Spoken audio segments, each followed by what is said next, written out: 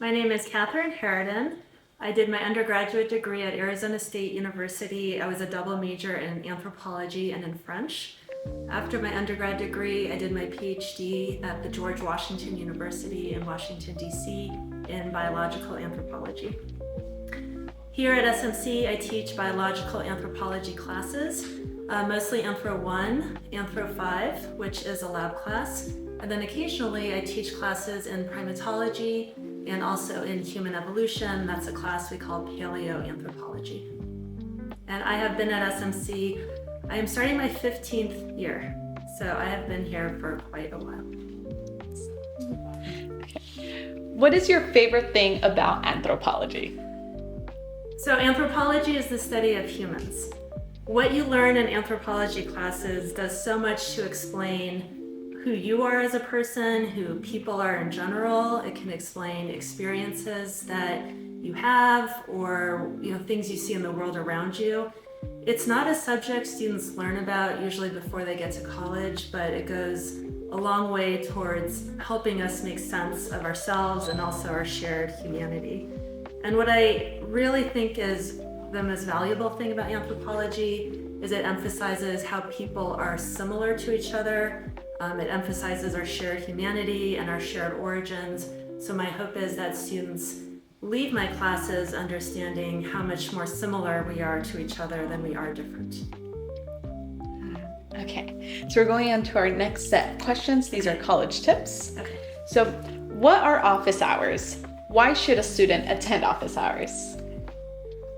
Office hours are a time when I'm on campus and I'm available to meet with students. There might be other times outside of office hours that I'm on campus, but I am getting ready for a class I'm about to teach, or I'm getting ready for a meeting, and it's not a good time for me to sit down and talk with students. However, my office hours are times when I clear my plate and I'm expecting students to come in, and again, that's time I've put aside specifically to meet with students. Students should come to office hours definitely if they are having any issues in the class, if they're having any difficulties.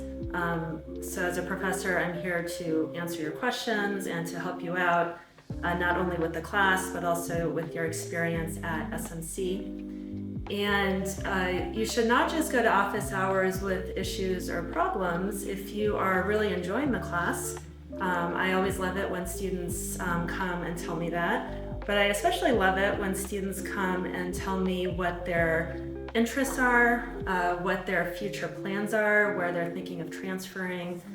Professors love to talk about their own college experiences. Professors love to give advice.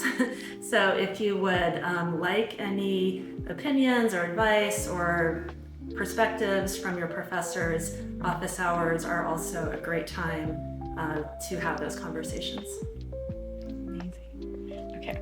To be comfortable in anthropology, students should fill in the blank. So to be comfortable in anthropology, so I teach biological anthropology, which is a science. So we are part of the STEM program. I would like my students to not come into class with any preconceived ideas regarding their abilities in a science class. I would like students to remain open.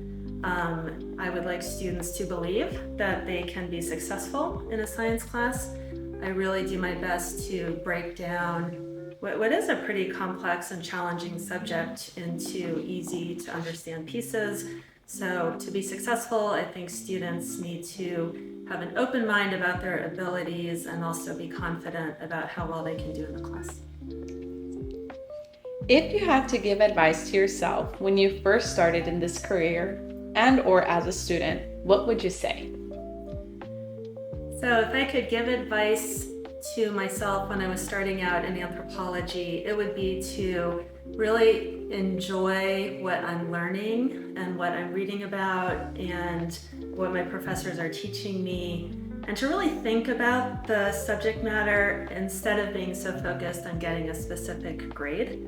I know that grades are important, but if you can sort of free your mind from that being the focus of the class and open yourself up to just the information and what you're learning and how it applies to your life, I think that makes all your classes much more valuable.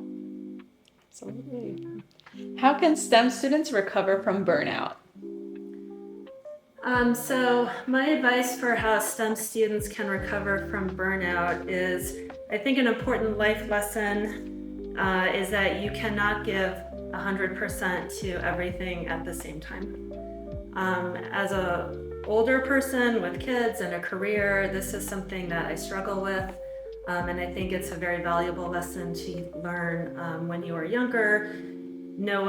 Try your best to stay on top of things, know what your priorities are for the week, but also understand that there may be times when something in your life requires more attention and more focus, and you can pull back from other things.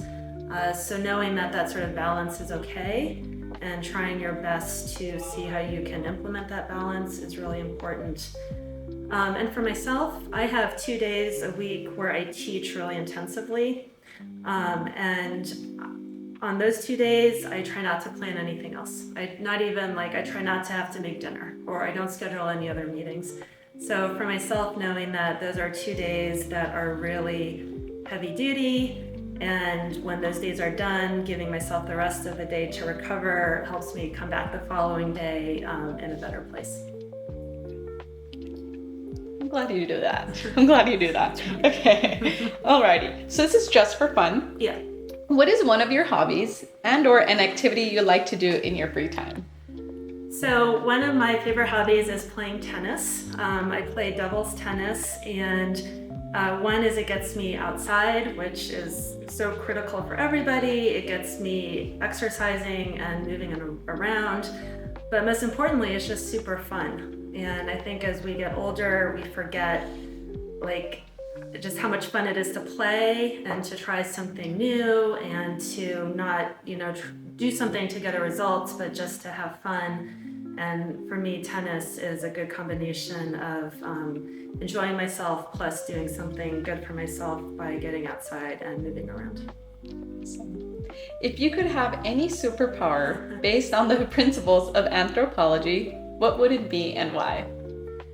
So if I could have any anthropological superpowers, they would be to go back in time and to see what it was like when creatures such as this, Australopithecines, were living. What did they look like? How did they act? What were their environments like? I would do the same with Neanderthals and also with early Homo sapiens. So that would be my superpower, to be a time traveler and see what it was like when these species were alive. Okay, this is optional. Why do humans live in groups? So all primates are social. Primates do better in groups. We have a better chance of surviving when we're in groups, and we also just function better when we can depend on others. So we see this in non-human primates, and we see it in humans as well. We just can really make the most of our existence when we're around others and cooperating and living together.